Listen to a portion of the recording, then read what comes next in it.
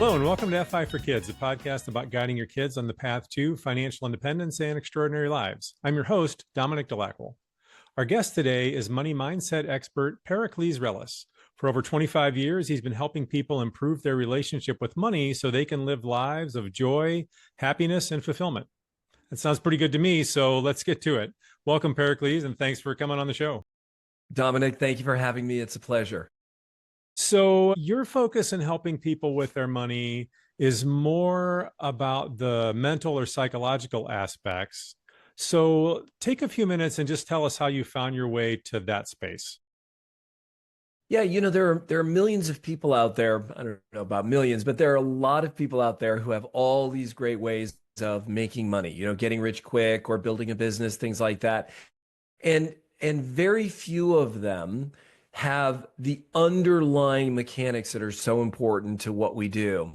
And how I got here was I started off as a business coach. I wanted to help people make more money. And as I started working with my first clients, they were making more money and it was great. But what I noticed over a few months was they were all exhibiting the exact same kind of behavior. So if they were somebody that was just behind at the end of every month before they started working with me, now they're making more money and they're still just behind every single month. If there was somebody who was just breaking even, they were still just breaking even. Or if they had anxiety or stress or worry about money, they still had those emotions. And it didn't make any sense because you think, okay, if I'm making more money, all of those things will get solved, but they didn't. And it was consistent across the board. It wasn't just one as an outlier. It was every single client I was working with. So I knew there was something bigger at play here. And that's when I started to explore it. I started to really dive into, okay, what's going on here? What are the dynamics of this? And over the next 2 years or so, I discovered a couple of things. One was that we all have a financial thermostat, and that financial thermostat determines how much money we can earn, how much of that we can keep, as well as our thoughts, feelings, and emotions around money. Just like a thermostat in our home regulates the temperature of a room, our financial thermostat regulates those three areas. And then the second thing I discovered were the 4 keys to actually resetting our financial thermostats. And what I did at that point was I started implementing this education with the clients that I was working with, and the results were just insane. And they started sharing with other people, and more people wanted to work with me. And suddenly it just kind of morphed organically into this whole new focus where I was helping people shift their money mindset so that they could then benefit from all the programs out there, which are designed to help us earn more money. So let's talk more about your metaphor then for that money mindset, because I think that's so important, right? I mean, obviously you've got to know some technical details, right? And have some idea what you want to do with your money if you're going to put yourself on a path to financial independence, and parents can help their kids with those things. But because money touches all the different aspects of our lives, how we think about it, how we feel about it, this whole psychological aspect is every bit as important, if not more important, than the technical details. So talk to us about that financial thermostat, explain that whole metaphor, and then maybe let's talk a little bit about how, if people recognize some things that are not quite set right with that thermostat, how they might adjust them. And talking about mindset is not a sexy thing. And I knew that we wanted to have something that was a little bit more relatable, that people could really get their hands around. And so financial thermostat was the thing that resonated with me. We've all worked with a thermostat in one way or another, whether it's in our home, in our car, on an oven, things like that. So our financial thermostat is the foundation of how much we can earn, how much we can keep, and our emotional states around money. It would be like building a home on a weak foundation. It's just going to collapse. It's never going to stand up. And so people who are listening who have tried manifestation, they've tried visualization, they've done business programs, they've done programs that are supposed to help you grow your business or get rich or invest the right way or buy, and none of it's working. It's because your financial thermostat is not designed for you to manage that amount of money. So we have to reset it so that it can. Now, some examples of that are, sorry, my little one's going to get up on the chair here. So an example of that, there we go. An example of that, he always loves to just be leaning up against me. An example of that is we see people all the time that win the lotto. And I think Mm. statistically, 70% or more of all lotto winners go bankrupt within the first 5 years. Now, how can that be? Why is that happening? Same thing, we have these amazing superstar athletes who make tens, if not hundreds of millions of dollars in the course of a career. Some of them, they retire and they go bankrupt Yeah. within a very short period of time. It's because their financial thermostat is set at a certain level. And any money that comes in above that, that AC kicks on and it has to bring the room temperature back down to 72 degrees. And so we're disappearing money, disappearing money, disappearing money, disappearing money until it gets back to that place where it's set. And then that's where we are again. And a lot of people, you may see this cycle for yourself. You can earn a lot of money, you just can't keep it. Hmm. Or you can't earn a lot of money, but you're really good at saving. Hmm. But you want to earn more so you can save more. Or no matter how much you earn, you save a lot, you earn a lot, but you still have stress, you still have anxiety, you still have worry around money, or you're never satisfied. You're always driven by something. You're in that hamster wheel. Mm. Those are all signs of where your financial thermostat setting is. And then it's once you've noticed that, that's the easiest part. Is just look at how things are for you and you'll see what your financial thermostat setting is. Then we can take the next step which is resetting it. The Okay. steps that are required for us to reset it. Okay, so I like that. That makes a lot of sense, right? Because I think we've all experienced that to one extent or another, which I think is probably more true than not. And certainly we know of examples. I think most people have probably heard about lotto winners that then end up broke again not that long after. Or when I think we all know about athletes that make an insane amount of money for most of us, and then somehow, once they quit playing, then they end up broke, like you said, right, or Right. bankrupt. And so that makes a lot of sense that if your thermostat is set at a certain place, right, however, whatever your psychological relationship is to money, however you think about it, you can have a ton coming in, but if you can't save it, then it's out the door, right? Or vice Right. versa, right? But like you said, there are some people that are really good at saving, but they can't seem to bring in the amount of money that they want. They just are in, and we've had some people on the show that have talked about this before. There's a scarcity mindset there Hmm. that they grew up with or developed for whatever various reasons in their life that they're having a hard time getting out of. So I think, and the idea of the thermostat, I think that's a great metaphor that you came up with. Because like you said, everyone's familiar with that and how it works. So, and if you're not comfortable and you reset that thermostat, you adjust it, then what do you recommend in terms of trying to reset that? And then we'll talk about that a little bit, and then we'll start tying all this into what parents can be doing to kind of help teach their kids some of these things early. But so go ahead, Yeah. talk about how we reset. Well, how we reset is first we have to see what our setting is and see, okay, like you said, we're not comfortable. I'm not comfortable with the setting of the room right now, the temperature. So I do want to reset it. The first thing that we're going to do, we want to understand how money flows. So money is a universal band of energy. And just like any currency, it flows like a current, like water or electricity or wind. But there's a distinct way in which money flows, and money flows in a circle. So it's a never-ending band that just flows in a circle, and we intersect that circle. So it flows to us, through us, and away from us, and then back around to us, through us, and away from us, and around and around and around. And then there's a reservoir on the side that we get to keep. Now, because it flows in this circle, blocks anywhere in that flow are blocks everywhere in that flow. And Okay. it's the blocks that we want to clear so that we can reset our financial thermostat. So, what are some blocks in the flow of money coming to us? They look like, I hate the wealthy. I think that money is the root of all evil. If you have a lot of money, there's something you did illegal or wrong to get there. I hate my boss, or I hate people of wealth and power, right? Those are going to be just a few, but those are all blocks in the flow of money coming to us. We can't become that which we hate or resent.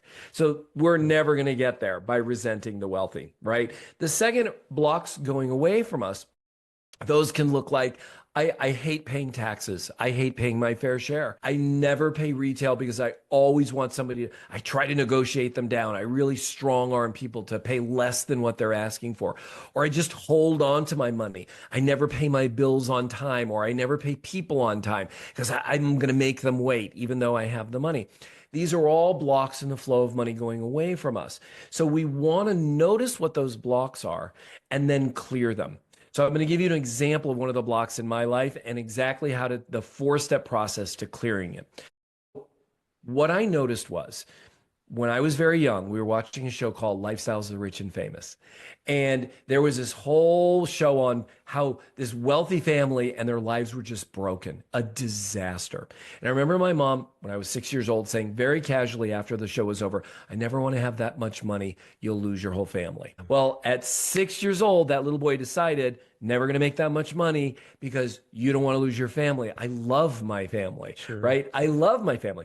Well, I didn't know that. I didn't recognize it, had no knowledge of it. But when I started this education, suddenly I noticed this block. It was that glass ceiling that was keeping me from earning more. So the first thing you have to do, step one, is notice and acknowledge that you have that negative conversation Hmm. and own it. Okay, you're not giving it validation. You're just saying, you know what? I've had that conversation. I'm 6 years old. Don't want to lose my family. Money's bad. That's what's going to do, right? Yeah. Okay, I can own that. I can acknowledge that. And Step that one. that conversation that's just a conversation in your own head with yourself, right? So that's sort of Yes, self-talk, right? Which we all correct. have all the time, ongoing all throughout the day. And so much of it we're not even aware of. And Right. so the first step is start paying attention to your thoughts, what you're saying to yourself about money, and become aware of where there's a block I've had since I was 6 that Right. I didn't even realize was there. Right. Yeah. And Okay. oftentimes we ignore it. We're so used to Sure. hearing it, we ignore it. Yeah. So it would be like somebody saying, you know what? I'm going to do this and I'm going to be successful. You know it's never going to happen for you. You're not smart enough. Yeah. You're not handsome enough. You're not educated enough. They're going to find out you're a fraud. That little whisper, Yeah. it can be a nanosecond that it takes for that negative mindset to come in, or that block in the flow, and it will poison anything you try to create on top of it. Yeah. Right. So, Yep. so the first thing to clear it is number one, acknowledge it, notice it and acknowledge it. Then number two, and this is the hardest part for people, and I know it may sound crazy, is you want to let it go. And Okay. oftentimes we've been having this conversation for so long, we're so comfortable with it, we're so addicted to it that it's almost like cutting off our right arm. That's how I've worked with people where I've said, okay, now let it go. And they just can't even articulate the words to say, okay, I'm letting this go. But what it looks like is, you know what? I've had this conversation. I was 6 years old. I am letting it go. It is no longer my conversation. It no longer has power over me. It no longer has dominion over me. It no longer has permission to be in my space. I Mm. release it into a higher power, whatever that higher power is for you. Yeah. God, the universe, the trees outside, it doesn't make any difference. Releasing it from you. And you keep saying it out loud until you feel a sense of relief, release, like you can feel it going away. May not be complete, but you're just getting this little opening, this little space of, okay, I can kind of feel it going away. Then you take step number three, and that's where you create what money is for you now. Okay. We've had it for the past from when we were 6 years old. That's the way it was, kind of set by default without even thinking of it. Now we've given all that up. Now, what do you want to have as your relationship with money? So for me, one of the things I created was money flows to me easily and abundantly every single day. It wants to be short. It wants to be succinct. You don't want to write a diatribe. You don't want to write a thesis or a Tolstoy novel. You're just saying something very simple and clear that you can take on, you can feel, you can say over and over and over again every single day. And you want to feel it. You don't just want to say it. A lot of times people take on a mantra or something that they're going to try to make, and they're not feeling it. That will Yeah. never work. So you want to feel it like, oh, yes, money does flow to me easily and abundantly every single day. And write it down because you're going to want to reference it and you're going to want to say it over and over and over again. And then step number four is now go out and live your life watching for that thing to manifest, Hmm. that new relationship to be manifest in the world. And this last step is so mission critical because if we don't, then what we do is we start cutting ourselves off from it actually showing up in our lives. Wow, Oh, there's a penny on the ground. I'm picking that penny up and I'm saying, thank you. Thank you for bringing this money into my life. Thank you for showing me that money flows to me easily and abundantly every single day. I'm having a conversation with somebody about money that I've never had before. Thank you for showing me that money flows to me and the opportunity for money every single day in my life. You know, there are people that will say, oh, I'll never pick up a penny. I'll never pick up a penny. Well, if you're unwilling to pick up a penny, you're unworthy of having a dollar, of having $100, of having $1 million. Because what you're saying is at a vibrational frequency, at an energetic frequency, and is at a heart center frequency, you're only interested in a certain kind of money. Well, that penny, 100 of them makes a dollar, and another 100 makes $100, right? And that's one part of the entire piece. It would be like, and I like to use this analogy of a personal relationship. Imagine you have a significant other and they walk in a room and you're like, ugh, but I hate their hands. I would never want to, I don't want anything to do with their hands. Well, how do you think they're going to feel? hmm, You have to love every part of them in order for them to want to be with you. And just like a penny on the ground or a nickel or a dime, you want to celebrate and honor and cherish that as a part of the entire dollar bill versus, oh, well, I'm only going to take the dollar. I'm only going to take the $100 bill. Right. So sure, we're looking for those opportunities. We're being grateful every single time. Now, that old conversation is not just gone. sure. It's been around for a long time. It will keep showing up, but it will diminish over time. It will get quieter and quieter and less frequent. And every time it does, step one, step two, and step three again, and then going out into the world and looking for it to be manifest. So then you're taking, so there's a couple of things I want to toss in here. So just to recap, you start by noticing these things you've been saying to yourself, right?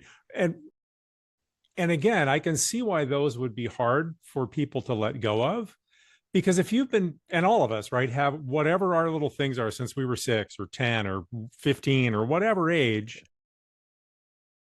they've been with you for so long, they are a part of you. And Mhm. to let them go is, and I think you bring up a great point. Just because you say, okay, let them go and you start moving on doesn't mean that they're not going to keep trying to come back. But part of Right. what you're doing with that other statement of what you want, right, that affirmation type statement in a sense, right, is you're replacing that old conversation, that old self-talk with something new, right? Yes. If I can just, I want to just underline this, Dominic, because this is so important what you're saying. This is why most people fail at manifestation. This is why Sure. most people fail when they're trying to create something new in their life, is because they're operating on top of that negative mindset. Yeah, yeah, It's sure. like putting icing on a mud pie. Well, the mud pie's still there. The Yeah. icing's getting poisoned by all that mud. Whereas now we're letting it go. We're acknowledging it and letting it go. Now we can create something new, and that new thing can take hold. Well, it's like the metaphor. I don't know if it comes from the martial arts. That's where I learned it from. But where you've got a master who's with a student, and the student thinks that they know all these things, and they sit down to have tea, and they're having the tea ceremony, and the master starts pouring tea into the empty cup and of the student, and just keeps pouring and pouring, and it Mhm. overflows, and he's pouring and Right. pouring. And the student's like, "Master, you're overpouring." And it's like, well, if your cup's not empty, that's what happens, right? Not Right. that we're talking about overflowing. I don't want to, I'm going to mix things up here or create confusion. The idea is as if in this case, right, what you need to do is you've got to empty the cup of the negative self-talk so that you can fill it up with the positive statements of what you want to have with money.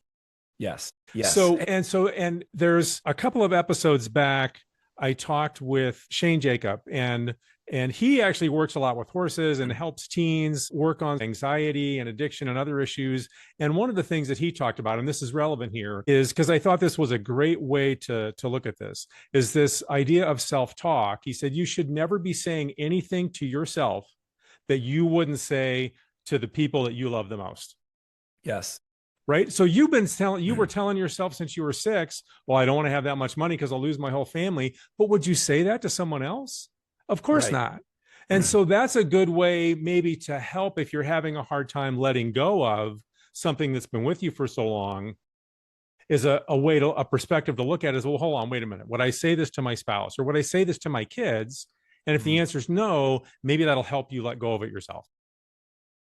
Yeah. And I think too, having compassion for what we're going through as we're trying to let it go. It Yeah. is, you use the word addiction that Shane was using. We do become addicted to it. Oh, We sure. see it all the time. We see people who are addicted to substances. They know it's bad for them, and yet they can't give it up because of the addiction. We see people that are in toxic relationships. They can't give them up because there's some sort of addiction there. Then there's also the addiction of I'm a victim. I'm a victim of Mm, circumstance. We see people sometimes who've been a victim for so long, and I'm not making light of this at all. It is very challenging, sure. but we do become addicted to, well, if I'm no longer a victim, who am I? I don't know Yeah. who I am anymore. I've been that identity for so long. And this is why I say this conversation is so important, because it isn't just about making more money. It's about discovering who we are and discovering our place in the world and our relationship to the people around us and the world around us, as well as ourselves. Because at the end of the day, our relationship with money is a mirror of our relationship with ourselves and the people in the world around us. Well, that makes so much sense, right? Because if you're on a path to financial independence, unless something you are somehow wildly successful and or well, even then it doesn't matter. I mean what you're saying is it doesn't matter how successful you are, how much money you have coming in. If you can't manage it right, it just ends up going back out, right? The flow, right, is Keep it. Well, you keep it. I know lots of people who have lots of money. I've oh worked with billionaires on the Forbes list, and they're miserable. yeah, yeah, right, There's no right. satisfaction, there's no joy, there's no love, there's no sense of security. And all of these things we would think, wow, if I had that much money. I remember having dinner with one, literally a billionaire, and what they were saying was, there's just never enough money. Yeah. And this is somebody who's got billions of dollars. And so the conversation isn't about the money. The conversation is, are you happy? Can you find joy and happiness within? Yes, Money's never going to provide that, right. And in order to do right? that, you've got to know what you really value in life. Correct. Right. And so Correct. then, you can make choices about your money if you don't have billions. And even if you have billions, you still have choices to make, right? It's like if that person's not happy, there's never enough money. Like there's something there that needs to be addressed. There's something in their thoughts, obviously, like, you should be, because money, you're right, money isn't going to make you happy, but it is a powerful tool to put you in the right set of circumstances or provide you with opportunities where you then, if you know what makes you happy, that you can spend more of your time and effort on those things, so you have a life that's more fulfilling, more joyful, right? And then you can spread that to other people. Yes, and here's the place where people it can get a little wishy-washy, right? Money is just money. It is not good, it is not evil. It is just money. Money is also a magnifier or an amplifier of who we choose to be. So we all have the propensity to be good or evil. We Mm-hmm. get to choose what we're going to do every single moment. Am I going to do something that's good? Am I going to do something that's bad? Whatever you choose is what you choose. Money simply amplifies that.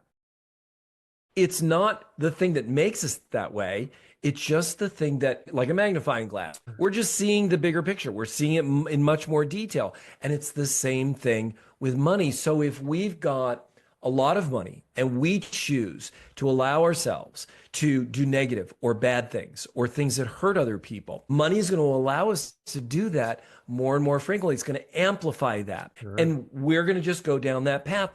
That's why we see a lot of wealthy people who are they do horrible things. They treat people horribly, and it gets worse and worse and worse and worse, whether they're a celebrity or whether they're just a wealthy business person or something else. They just surround themselves with people who won't tell them the truth, who Yeah. will simply say, yes, you're right. Oh my gosh, you're so smart. And then they think they're the smartest person in the room. They think they can do no wrong. They think they can treat anyone the way they choose. Now, on the flip side, you've got people who are so generous and Yeah. kind. And I don't mean just giving their money away. I'm saying they're kind with their time, they're kind with their wisdom, they're kind with their love, they're kind with how they treat people.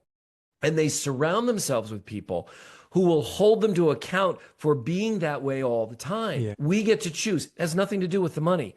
Money's just amplifying who we choose to be. Going back to your master and Padawan or master and student analogy, The student goes to the master and says, I have two tigers. One's evil and one's good. I don't know what to do. And the master says, well, which one are you going to feed? You feed the one that's going to nurture and grow, and the other one will starve. And it's that simple. Don't worry about what money's going to do. It's not going to do anything but amplify who we already are. Just be who you are. Yeah, that's great. That's really great.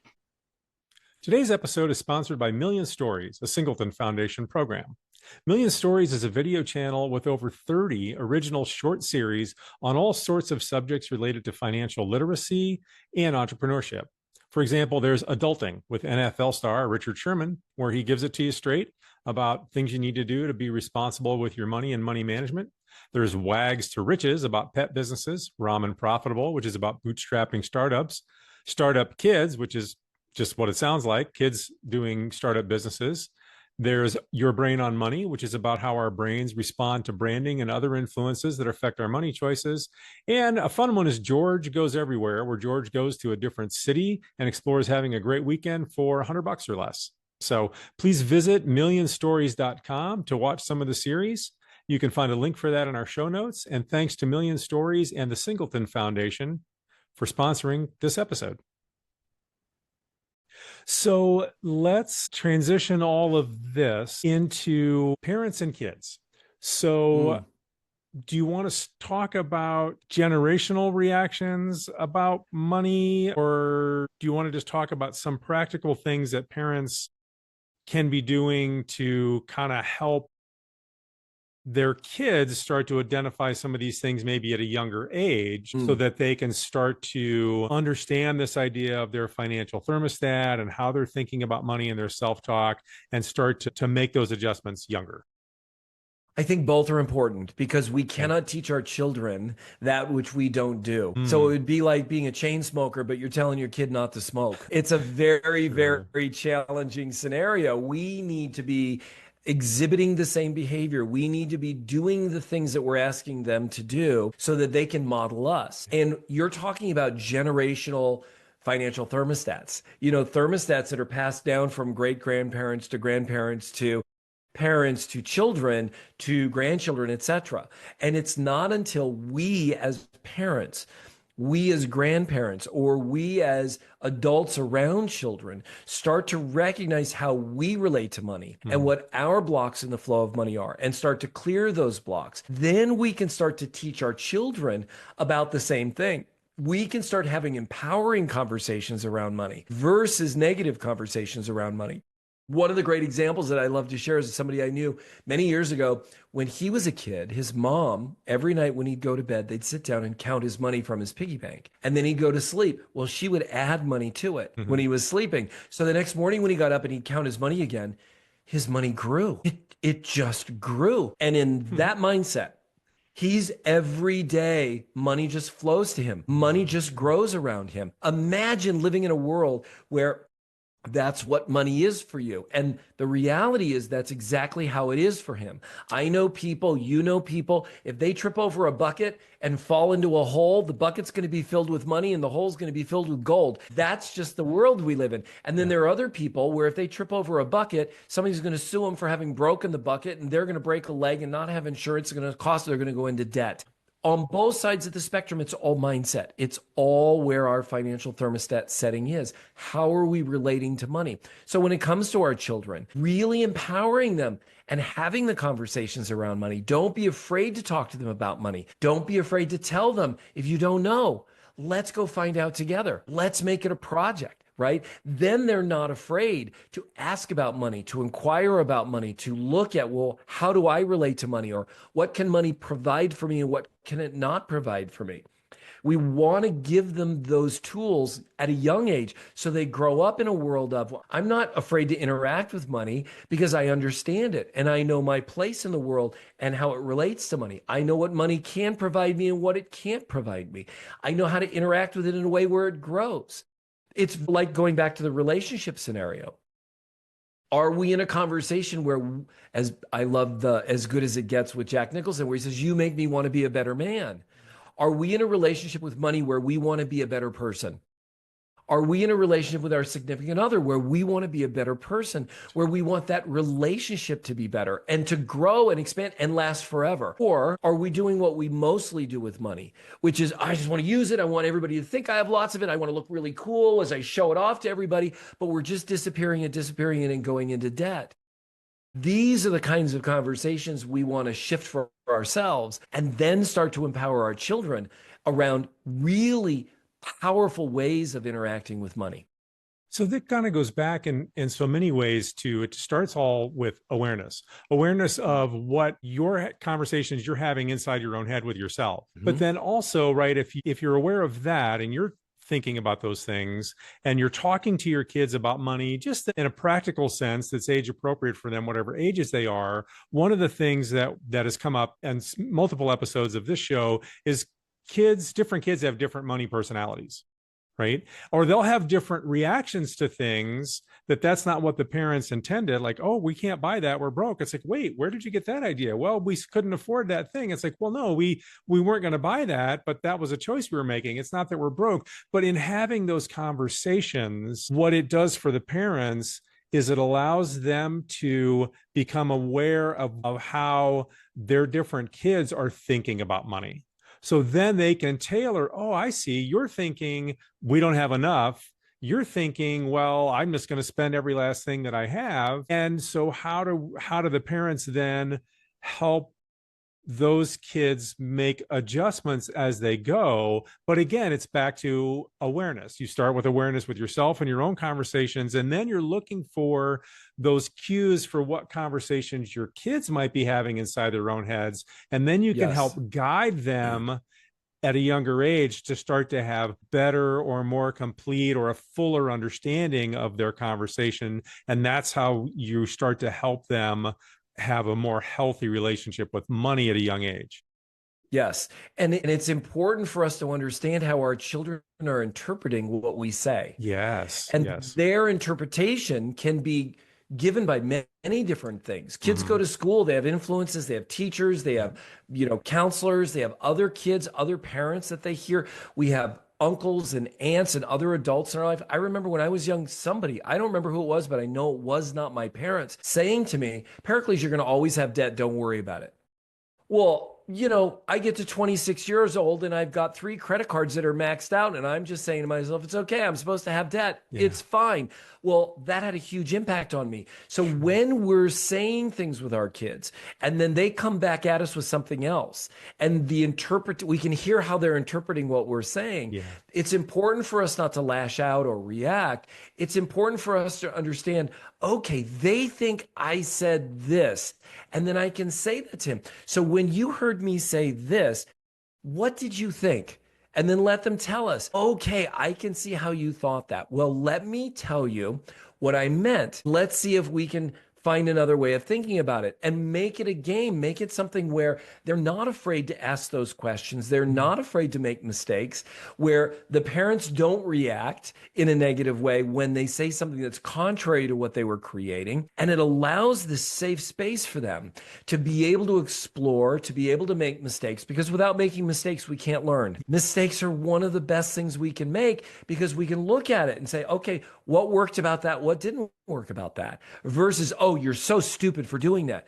We don't want to do that with our kids. We'll start to break them down. Then they'll shut down. Then they won't want to talk to us about the things we want them to talk to us about. Right. So when we're open like that, when we're interested, when we inquire and we truly care, that will create an environment. And the earlier we do this, the better, because then they grow up in that space of it's always safe.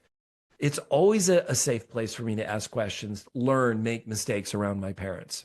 Yeah, I think that's so good because we've talked before about the importance of talking about money as a society, and we've talked about parents talking to their kids. But a lot of that has been around just the idea of, well, so that they start to learn the nuts and bolts kind of stuff, which again is important. You have to understand. Yep. I mean, if money's a tool, right, that you want to use, you have to understand how that tool functions, right, and how to use it effectively. But still, that's more the practical, technical details. I really like what you're saying because this is that underlying structure again of and a more attentive focus on how are you thinking about money? What's your Right. relationship with money? And just like parents will help guide their kids in terms of their relationships with their friends or their relationships with their spirituality or religion or whatever it might be, or their relationship with learning and education. Money is no different. We have a relationship with money, all of us do, and understanding that relationship and making it healthy and making it benefit us is so important. And so I think this is really useful stuff, Pericles, and that just giving parents that attention of, oh, this actually really matters and maybe matters more than any of the practical things.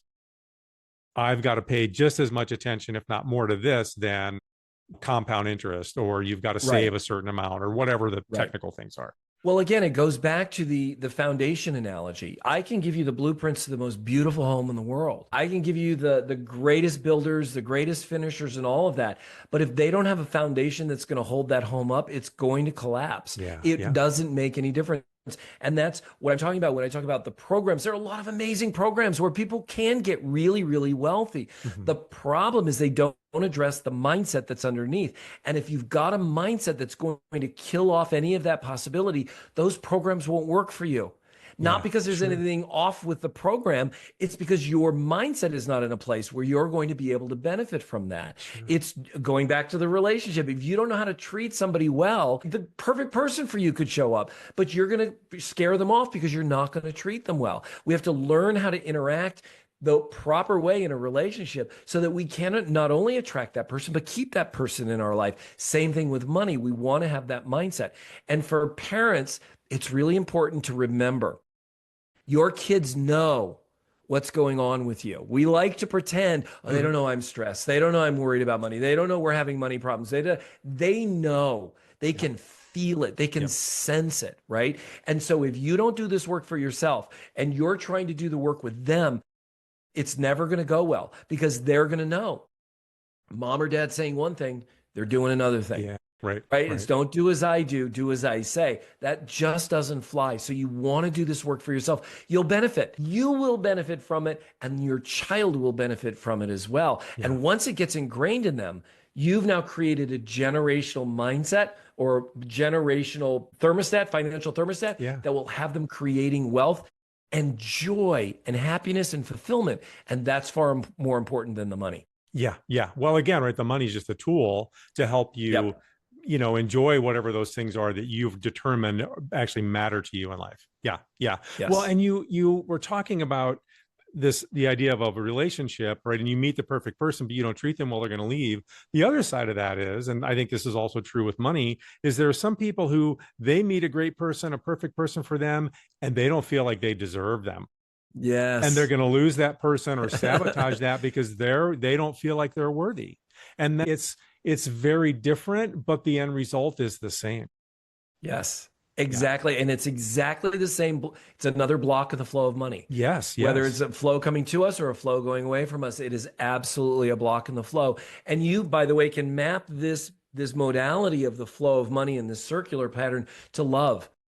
Oh, Love flows sure. in a circle. Where are we blocking love coming to us? Where are we blocking love going away from us? Joy, happiness, confidence. All of these things can be mapped onto this. And if we start to look at, well, where am I blocking love coming to me? Mhm. Where am I not expressing love? Where am I? No, I don't want them to know that I care about them or that I like them. Where am I stunting that? Well, you're going to block it from coming back around to you. So it's a great way to map any one of these emotions onto that formula and see, oh, I've got blocks there. Yeah. Yeah. No, I think that's really great stuff, Pericles. I think it's so useful. And obviously we're talking about it in the context of money, but I'm glad you brought that up because it does pretty easily. You can see how it applies to so many other things. Because again, Mhm. right, it's back to we all have these conversations in our heads. And so much of Right. it we're not aware of. And sometimes, right, they're good things and they benefit us, even if we're maybe Yes. not aware of them. But so many things that we've picked up from all kinds of places over our lives are hampering us or blocking us. And to the extent that we can identify and then work to remove those and replace them with something that is more beneficial and is going to take us in the direction we want to go, I think is super useful. So I think that's great. It's really great. I think it's great what you're doing. It's really very Thank cool. you. I appreciate it. I love the work and I love the extraordinary journey that people go on. And I bet. this is not where I started. When I first started this education, it was a very practical, okay, let's get your financial thermostat setting set to where you want it. But it's evolved over the years, over the decades, to this place of actually discovering who we truly are. And when we discover that, when we really get clear about I'm the source of my own joy, I'm the source of my own happiness, I'm the source of my own success, my own security. When I get there, suddenly my relationship to money shifts. And I may have, wow, I have all this money now. And if I'd had it 5 years ago, I would have just gotten this and bought that and did it. Now I'm like, I don't need those things. Yeah. Yep. I don't need them. I really want to think about what do I want to do with this money? How do I want to use this money for something Yes. else?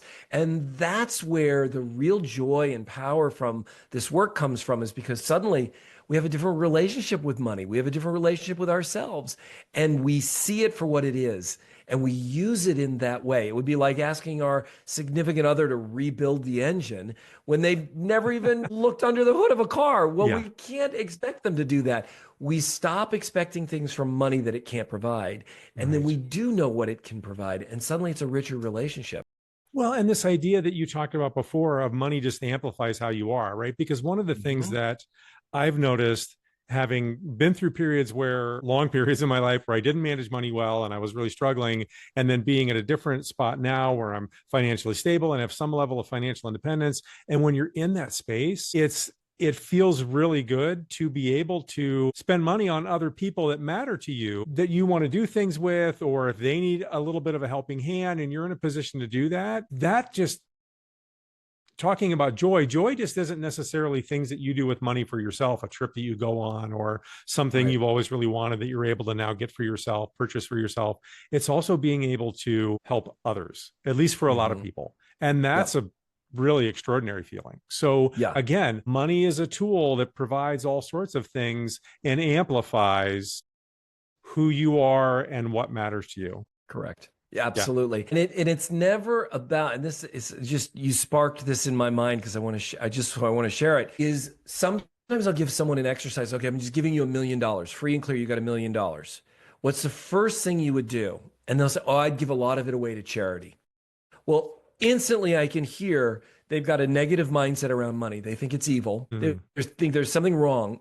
And if I give away a certain amount of it, it will counteract that. It will yeah. somehow make it okay. And we don't want in this conversation to come from that space, because money isn't good, it isn't evil, it's just money. Yeah. And if we start to look at it from that perspective, like, wow, I've got all this money, I don't need to give it away, I don't need to share it with anyone right now, I'm just going to sit and look at what would I do with this if I truly had it. What would make the biggest difference for me?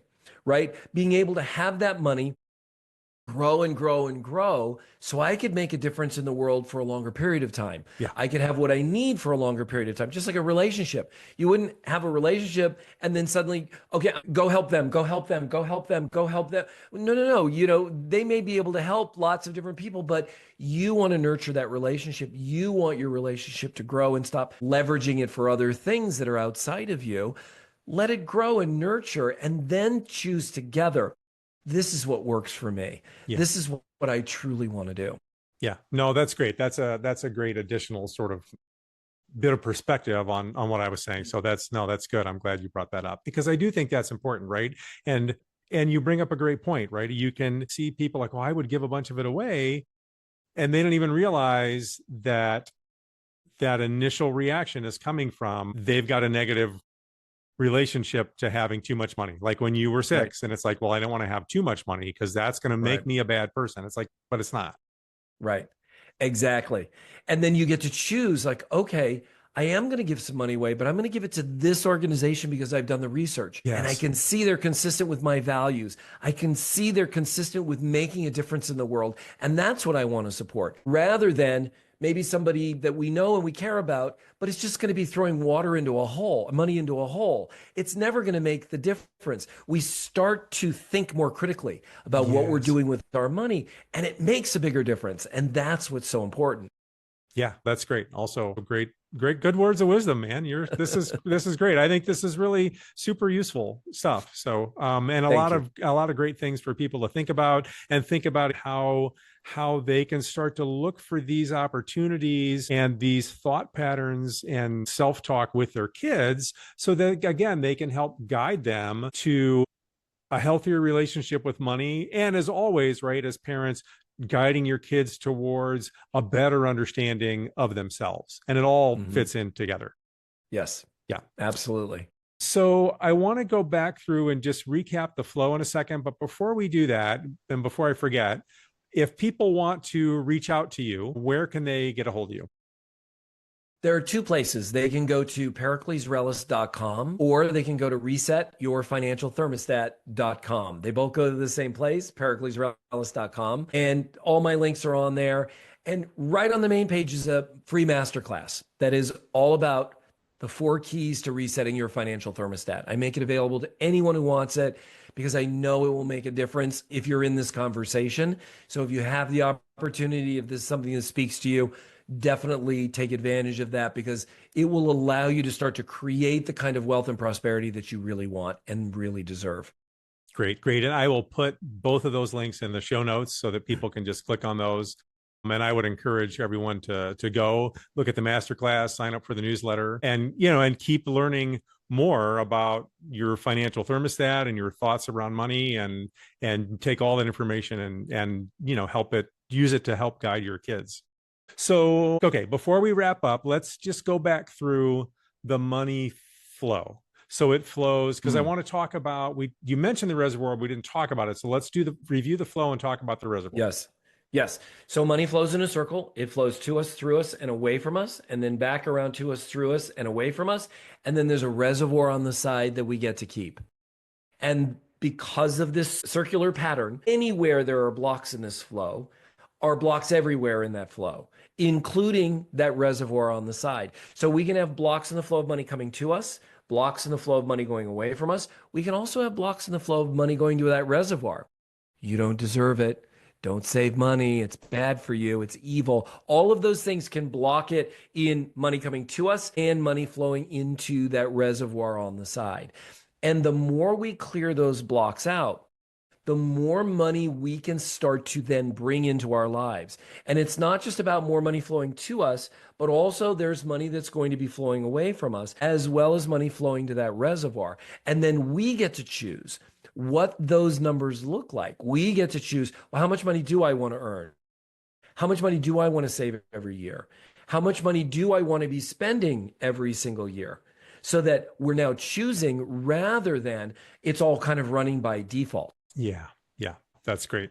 And so money comes to us. Most of us, it starts off with an income. We're trading our time for money. We have a job, right? And then you get to a point where you have some investments, or you're earning some money from any sort of a portfolio of a 401k, for example. That also is money coming to us, right? We have Yes. expenses that we have to pay, mortgage or rent or gas for your car or groceries or whatever. And then, right, just on a practical, technical level, you want to be spending less than what you're bringing in. And that's how you grow that reservoir. It's actually a little bit different. You're on Okay. the right track. Yes, you're on the right track. You want that reservoir on the side to be included in what you're spending every single month. And this is where most people kind of get sidetracked. They think, okay, all this stuff, and I just don't have enough left over to save. I just don't have enough left All over at right. the end of every month to save. No, saving is part of every month. Yeah. Saving is fixed in that formula of what you're flowing away from you every single month. And so understanding where that money is flowing every single month is the first step. Once we're starting to clear those blocks, but we also then, and I go over this in the masterclass, Mm-hmm. we need to understand where am I flowing money and why am I flowing it there and how much am I flowing? And when people start doing this exercise, suddenly they realize, oh my gosh, I am wasting so much money every single month. I didn't even realize how much money I was spending on this and that. And they stop flowing that money in that direction because they're not using it anymore. They haven't even thought about it. Right. And then all of a sudden they've got this whole bunch of money that's freed up that they can now start flowing into savings. And so it wants to be part of that. It's kind of like if you're a business owner, you have to pay yourself first. Yeah. If you're not paying yourself first, you're a volunteer. You're a volunteer for your own company, right? You're paying everybody else, but you're working for free. You're a volunteer. You need to set that priority, and then everything else comes secondary. Same thing with that savings. Savings comes first. Then I pay everything else. That puts you in a different mindset. It puts you in a different place of, you know what? I do come first. And this is not a negative conversation of being selfish in a negative way. It's being Right. selfish in a positive way. I Yeah. have to take care of myself first, because if I can't, how am I going to take care of all these other things and all Yes. these other people? And then from there, we start to build and grow. More money flows, we save more, we can then look at spending more, but we're always looking at it from the context of, I'm saving first. I'm saving first. Yeah. Well, and that also fits in with, you bring up the example of people go through the class and they're working through the things and they realize, oh, I've got all this money that's just sort of going out that I even forgot it was there, or I don't really need to spend that. That's where we get back into identifying what really matters to you, Yes. right? Because there are things that really matter to you and you want to be able to spend money on those and not feel bad about it. On the other Right. hand, if there's stuff you're spending money on that really doesn't bring you that much joy or satisfaction, then maybe that money is better spent channeling that part of the flow into the reservoir, Yes. or right, rather than spending it on these things that don't really give you much. And that's always Yes. different for each individual person. Yeah. But that's the whole point about knowing yourself and helping your kids learn to understand themselves and understand this whole flow so that they're able to start at a young age making smarter choices about how they're Right. flowing that money and what matters to them and what doesn't. Yes. And I find that a lot of people see that they spend money in ways that are designed to have them look like they are wealthy rather than actually having the wealth. And this is a pitfall in the culture that we live in the United Sure, States. We sure. live in a social media culture, and there are people out on social media who want everyone to think that they're wealthy and that they're jet setting and they've got the most expensive this and they've got the most expensive that. And the majority of them, not all of them, but the majority of them are creating debt to look like they have wealth. Yeah. Are you willing to give up looking like you have wealth so that you can actually have the wealth? Right. And that's kind of like giving up that old negative conversation. It's like cutting off the right arm. You know what? I'm not going to go to dinner tonight, guys. I don't have the money. What? You're not going to go to dinner? You used to go to dinner? No, I'm not going to go to dinner. I had someone I was working with years ago. She's like, my best friend's getting married across the country and I have to go. I'm like, okay, but you don't have any money. You're literally barely making ends meet. Why would you go to well, she's my best friend. I have to go. And I said, I don't understand. Explain again. Why do you have to go? Well, she's my best friend. Well, if your best friend expects you to go into debt to fly to their wedding, they're not your best friend. There's somebody that wants to show off at their wedding that somebody flew across the country to be at their wedding. Your best friend will understand. You don't have the Right. money. I love you and it's okay. I don't want you going into debt to come to my wedding. Right. It's not important. What's important is our friendship and you taking care of yourself. That's a best friend. And so those are the hard choices. Yeah. These are the choices they're not easy. It's like, okay, just throw it on a credit card. We'll go into debt and we'll deal with it later. No, we're going to deal with it right now. And I'm going to say, I can't go. I'd love to go. I love you. I would love to go, but I can't. I just can't afford it. And thank you for inviting me. And then we deal with the fallout. And we get to find who our friends truly are very, very quickly versus the people that have some other agenda that's going on. And so these are the choices that we start to make because they're the important choices and they're the choices that actually make a difference in our lives. Yeah. Yeah. And that are going to bring you that life that's more fulfilling and with more joy. Right. Yes. Yeah. And with the people around you who truly care about you. Yes. Yeah. Yeah. Well, right. Because you can't really have that life of fulfillment and joy and happiness without that good group of people that really care about you and that you care about. I mean, they Correct. really sort of go together. Correct. Are they elevating you and are you elevating them? Yes. That's what the conversation is all about. So important. So important. Okay. So everyone go check out periclesrellas.com. I'll put that link in the show notes and consider signing up for the free masterclass. Pericles, thank you so much for just your wealth of knowledge and coming on and sharing that with everyone. So I really appreciate it. Dominic, thank you for having me on. It's been a pleasure and an honor. Thank you for listening to this episode of the FI for Kids podcast. Please support the show by hitting subscribe and receive new episodes every Thursday. The intro and exit music this episode are courtesy of Douglas Cameron. As always, you can find links to the FI for Kids music in the show notes.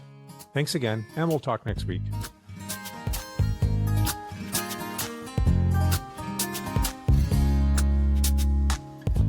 You're like the horizon. I can't reach you, you're so far away. And if I run to the place I want you to stay, you'd be gone. I've been left wondering why you moved on, and why you never said goodbye. I can't wait any longer. I see the writing on the wall. It's time for us to say, tomorrow we are yesterday. Tomorrow we are yesterday.